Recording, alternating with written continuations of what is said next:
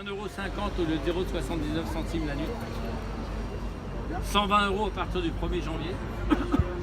Par contre, il ne paiera pas les heures supplémentaires jusqu'au 31 décembre. Tout ce qui était avant ne sera pas payé. Et ils ont levé le préavis de grève. Très bien. C'est les 3 accords qu'ils ont eu ce soir. Bon bah. Merci. Voilà, comme ça au moins. 17e. Donc t'as été suivre quoi, les procès de Yodo, Sora? Ouais, bien sûr. Bien sûr, on est Évidemment. d'accord. On est parti regarder pour voir comment la justice elle traite les citoyens, tu vois. Bah oui. Selon ce dont ils sont accusés, mais peu importe. Même si tu es accusé de quoi que ce soit, tu as des droits. Bah oui. Et bon, voilà, on voit bien que eux, ils respectent pas les droits de ces gens-là. Au moins, même pour se défendre. Ils ont mis en accusation, je crois, ils ont des plaintes contre l'avocat. Ouais, ouais, bien Donc sûr. l'avocat, il peut même plus défendre tranquille, quoi. C'est quoi? Pour ces gens-là, tu vois, il n'y a pas Je vais de, boire un café. y a pas de vraie justice. Alors, Moi personnellement j'ai fait toutes les manifestations Gilets jaunes depuis le début, donc depuis le 17, avec quelques camarades. Donc on a constaté de suite que c'était un mouvement populaire qui venait de la province. C'était un mouvement qui réunit des Français de toutes origines politiques, de toutes origines. Et au début on a tenté de nous faire croire que c'était juste que pour des taxes, et le mouvement au bout d'un moment s'est conscientisé et réclame désormais tout simplement un référendum d'initiative citoyenne. Et en fait, dans ce mouvement, on voit le véritable mouvement de dégagisme qu'on nous a essayé de nous faire croire pendant les élections. 2017, vous disait oui, Macron, ça a été le dégagisme des anciens et des anciens partis politiques, tout ça. Et maintenant, en fait, véritablement, les Gilets jaunes incarnent véritablement le dégagisme et le ras-le-bol de la classe politique et de la part des Français. Donc, samedi dernier, pour moi, j'ai lancé une nouvelle initiative, étant ancien militaire, avec un ami ancien légionnaire. On est venu en béret, avec nos médailles, histoire de se montrer de continuer, et de faire une continuité de notre service qu'on a eu dans le passé, tout simplement. comment ont réagi les forces de l'ordre par rapport à tes... Alors, les forces de l'ordre, plutôt bien, les gendarmes, plutôt bien, les CRS, très indifférents.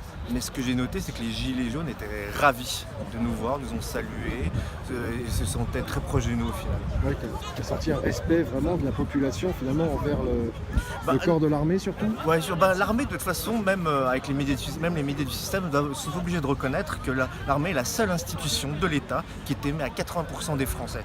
Quand même, de toute façon, l'armée, les boys, comme on dit, c'est comme les fils du peuple. Généralement, c'est des prolétaires qui s'engagent, donc forcément, ils ont un immense respect pour les petits jeunes, pour leurs fils qui s'engagent. Et surtout, l'ancien militaire a une très bonne image encore au sein de la population. Donc nous, on a vraiment vu que les Gilets jaunes venaient nous serrer la main et ils étaient heureux d'avoir des anciens militaires auprès d'eux. Donc moi, j'en profite pour lancer un petit appel aux anciens militaires. C'est de venir rejoindre les Gilets jaunes et de ne pas hésiter à afficher le béret et les médailles. Vous allez être très très bien accueillis, vous allez voir les gars. Tu veux dire quelque chose? On s'est rencontrés tout à l'heure.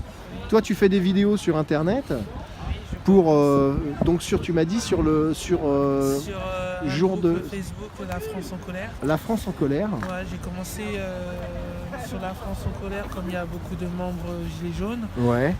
L'objectif c'est de partager mes vidéos sur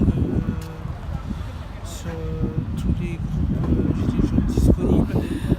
J'essaye de créer une base de données afin de permettre aux Gilets jaunes, si demain ils sont en difficulté, de pouvoir réutiliser les vidéos dans le cadre judiciaire.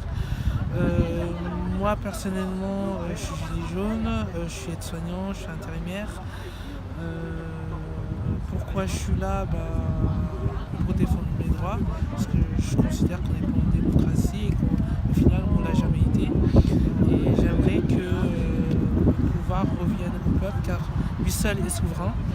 Et c'est pas des politiciens qui ont fait des grandes écoles qui vont me dire comment je dois vivre. Et je pense que le peuple c'est la solution. Car c'est pas en votant pour des politiciens qui vont faire en sorte d'endetter encore plus le pays qu'on va trouver une sortie, quoi. Je suis pas contre l'Europe, mais l'Europe n'est pas une solution, car pour moi l'Europe c'est les banques. Et c'est une officine mondialiste. je suis pas venu au monde pour être endetté dès ma naissance et endetter les futures générations qui vont me suivre. Donc moi je dis clairement, je suis pour le RIC, je suis pour qu'on ait une liste de gilets jaunes pour la candidature européenne au mois de mai 2019. Je suis pour la fermeture des frontières. Je ne suis pas contre l'importation de produits étrangers, mais je suis pour un contrôle des frontières parce que l'Europe consiste à diviser les pays et à les mettre en compétition. C'est pour ça qu'aujourd'hui, on ne s'en sort pas. Et en 2018, je ne comprends pas pourquoi un producteur local va vendre un produit plus cher qu'un produit étranger comme en Espagne. Sachant que le producteur local, il va produire un produit de qualité et un produit importé, on ne sait pas d'où ça vient, on ne sait pas comment il a été traité, on ne sait pas... Qui a organisé ça? Pour moi, c'est l'Europe. Pour moi, c'est l'Europe, et qui dit l'Europe, pour moi, c'est les banques. Même quand je parle par exemple à Macron, si Macron est au pouvoir, c'est pas anodin. Si Macron est au pouvoir, c'est parce que ça a été décidé. Si Hollande a été au pouvoir, c'est parce que ça a été décidé. Et c'est pareil pour les précédents. Qui a décidé selon toi?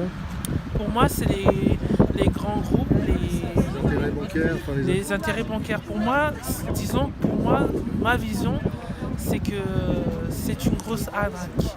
Et que peu importe qui sera au pouvoir, c'est pas lui qui va gouverner, ça sera des groupes, ça sera des familles, ça sera des banques.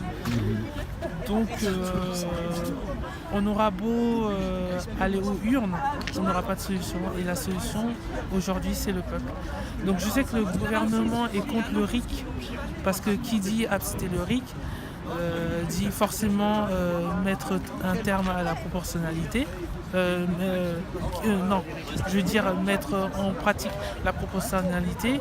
Donc ça veut dire mettre fin à une majorité politique et déstabiliser le pouvoir, donc le gouvernement. Et ça, ils en sont conscients. Et je tenais à remercier Macron d'avoir commis cette boulette, d'avoir réveillé le peuple en mettant en pratique sa politique marche ou crève. Et pour moi, Macron, lorsqu'il prend la parole, c'est pour nous dire qu'on va souffrir, que nous n'avons pas d'avenir et que nous allons souffrir. Et il a beau prendre la parole, il ne me fait pas peur. Donc il peut envoyer ses flics me menacer, oui, si vous sortez avec un gilet jaune, on vous interpelle, etc. Moi, je continuerai à suivre le mouvement et s'il le faut, je porterai mon gilet jaune en permanence. Donc dès que je sortirai de chez moi, j'aurai mon gilet jaune, ça ne me pose aucun problème. Et là, j'en parle de plus en plus, j'en ai parlé à mes collègues. Aujourd'hui, j'ai travaillé, j'ai fait une journée de 12 heures dans une clinique et j'ai enchaîné pour suivre le mouvement et je pense que je suis parti pour passer toute la nuit. Donc moi, ça ne pose aucun problème. Après, dans mon entourage, il y en a qui approuvent, il y en a qui n'approuvent pas. Bon, c'est plus de l'inquiétude, mais je sais ce que je fais. Et je pense que si quelqu'un comme moi fait ça, je pense que d'autres vont suivre. Et j'espère que d'autres suivront. Après, je ne leur demande pas forcément de rester toute la nuit comme je fais, mais au moins de nous soutenir en faisant un acte de présence, en partageant les vidéos, en venant soutenir les gilets jaunes en portant du café, un petit croissant, un petit geste, quoi. C'est tout. Je ne force pas les gens à... Mais bon, et l'ambiance, l'ambiance est bonne, enfant. T'es venu tout seul en plus? Je suis venu tout seul, de ma première initiative. T'as fait les samedis aussi à Paris? J'ai fait le samedi dernier, j'ai filmé les policiers. Et j'aurais pu me faire embarquer, mais comme je filmais, ils ne m'ont pas embarqué. J'ai eu de la chance. Par contre, c'est vrai que j'ai été surpris qu'on nous demande de retirer nos gilets. J'ai été surpris compris qu'on bloque des cars. Moi personnellement, je suis venu en transport pour aller jusqu'à Paris. Je suis passé par Saint-Lazare. Les policiers qui étaient présents sur place ne s'attendaient pas à ce que je sois un gilet jaune. J'avais mon sac comme ça. Et puis quand je suis sorti, j'ai vu un groupe de gilets jaunes. Et c'est à ce moment-là que j'ai sorti mon gilet avec ma tenue de soignant. Je voulais te demander, Maxime, tout à l'heure tu me disais que tu connaissais pas vraiment Dieudonné. Ouais. Tu n'avais pas eu le temps de regarder son travail. J'ai jamais eu pris le temps de le connaître. Et peut-être un jour je m'y mettrai, mais... Attends, parce que là il y a une mec qui klaxonne, il m'énerve. Attends, donc tu me disais que tu n'as jamais eu le temps de le connaître, ouais. Mais tu connais pas Dieudonné, tu connais pas non plus Égalité Réconciliation. C'est un autre site internet, c'est Alain Soral, tu sais. Ça te dit quelque chose dedans? Même pas?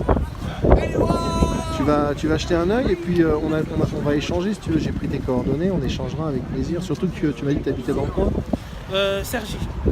Ouais, d'accord, c'est pas tout à fait à côté. Ah, t'es venu jusque là, bravo. Ok, bon bah, merci encore, Maxime. Laurent, c'est l'anniversaire d'un gilet.